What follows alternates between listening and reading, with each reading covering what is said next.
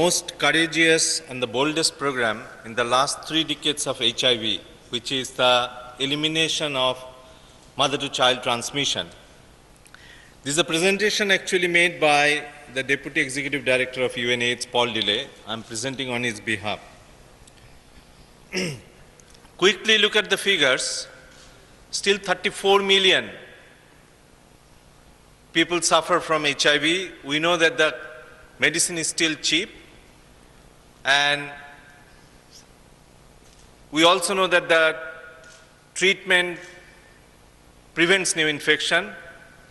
Still every year 2.5 million new infections happen today. Why I said it as a boldest program, you could see that in 2009, more than 400,000 new infections were happening among children. And the target which has been set for 2015 is more than 90% reduction. Such a target has not been set up in HIV program. Possibly you know about that. Now, if you look at this 390,000 of new infections that need to happen, you would see that the white section of this circle, which is almost invisible, the least number of infection, they come from northern part of the world. And Sub-Saharan Africa accounts for almost 70 to 80% of the total new infection.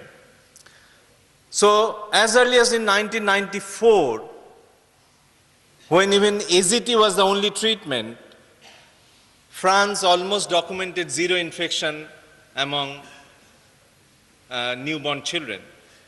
So even after the 25 years it continued, and it required 25 years for the world to declare that they would even try to eliminate new infection among the children. So in 2011, when the high-level meeting was held in New York as a monitoring progress of the UN General Assembly target on HIV, this global new target was set up in presence of the President of Nigeria. You have seen the ex-President Bill Clinton, and it was Secretary General's new initiative, Ban Ki-moon, with Michel Sidibe.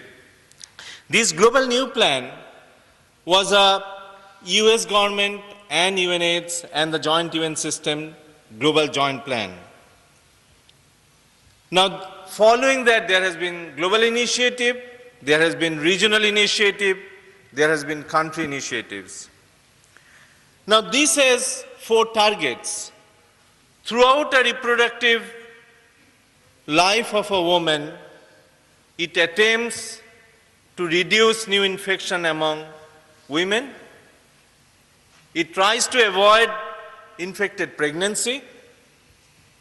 It tries to reduce transmission from mother to the child, and also it attempts to save children if they are born infected.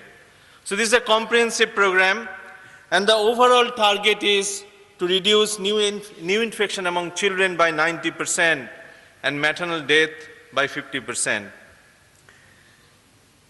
And if you look at the 10 targets which were set up in the same meeting, you would see that this was the boldest target, the number 3, which really called for elimination. Some of the other programs are also called elimination, like elimination of stigma, etc., but you can understand that they were not as courageously targeted, or 90% target was only for this one. Now, this is a spectacular graph. Our expectation is, if all these 4 prongs of mother-to-child transmission prevention efforts are in place, you would see minimal number of new infection among the newborn. These are the 4 prongs again.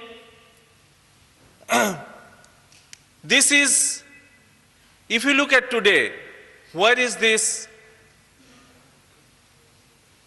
pregnant women who are not getting treatment? Again, you would see it only come from 22 countries of the world, excepting one country outside Africa, which is India. 21 countries are from Africa alone.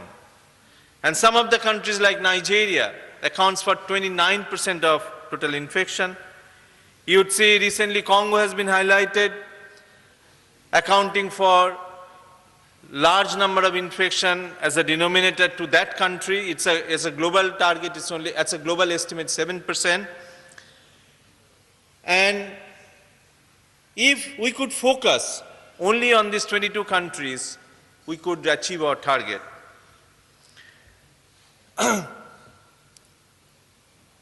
So graph would look like this. If we could, the small circle which we see at the 2015, and you could see that it's not very clear. You see the train towards that circle is just started. So it's a long battle to win for all of us. Now it means that more than 90% of the pregnant women who are HIV positive need to be treated. Few years back, it costed a pregnant woman to be treated by $400 per year. Now, even in South Africa, we can get medicine in less than $100 per pregnant woman in 1 year. Still, you can see the coverage is only 50%. In spite of all of this, the coverage is still not adequate. Some countries, 9 countries on the green list you see, are showing good progress, which include Ethiopia, Ghana. Particularly, I must talk about South Africa, which has reached more than 95%. And there are some countries which are not doing very well, which includes Tanzania, India, Nigeria, and some other countries. Now, today we are gaining momentum, and global to national level there are political actions. And one main thing happening is the integration between reproductive health and the mother-to-child transmission program. But if I just look at last year's figure, out of 1.34 million estimated women, 630,000 women did not get treatment. And as I said, pregnancy is not something invisible HIV, invisible disease. Pregnancy is easily detectable. Testing can be done anywhere, below a tree, in the village, without electricity, and medicine can be given, not even by trained physician. South Africa has rolled out treatment by paramedical worker, by community worker. So still, 630,000 women did not get treatment last year. Now, next steps include, most significantly, guideline of WHO 2013, which will request all countries to treat all positive mothers lifelong. It's not that you treat the mother when she is pregnant and then you again stop treatment. So this guideline would be quite radical. It will ask for all countries to treat all positive mothers once they are detected positive for the rest of their life. Now, last 2-3 slides I'll spend on, if you look at this spectacular success which has happened, 2 to 53% coverage or 10 to 53% coverage in 2 years' time. Such a progress we have not seen in many other disease, neither in many HIV programs. Why this happened? If you look at HIV, you will see that HIV is not homogeneously spread. Only 7 countries account for more than 50% of global new infection. You can see the East South African, 6 countries, Nigeria and India. So this big circle is the proportion of infection, and the small circle shows what number of countries. These are 7 countries, but they produce maximum number of new infection. Within a country, There are only few pockets. India looks so big, but if you look at few pockets, only these pockets have very high pockets of infection. Even the South Africa, the highest burden country, have few pockets of very high density infection. So if we can prioritize, PMTCT program is the first program in HIV where the countries have been prioritized.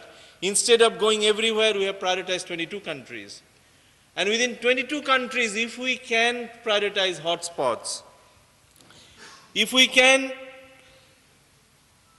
instead of depending only on the physician, if we can roll out treatment to the community worker, we can put the Positive Women's Organization in the center, then we can achieve, you can see the data is very clear, you can reach almost everybody.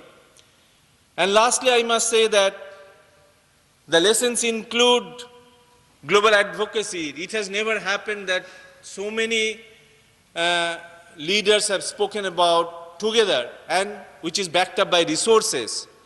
Global Fund and PEPFAR have been able to reprogram their resource without any paperwork. So far PMTCT is concerned, almost no paperwork, I must say. So these have been unprecedented flexibility of resources. And then involvement of the communities through task shifting. And last, but the most important one, was the political vision. It required courage to say that if a woman in France could not transmit their infection to their children, a woman in a village today. Often we don't stand up for our own right. So some leaders had this political vision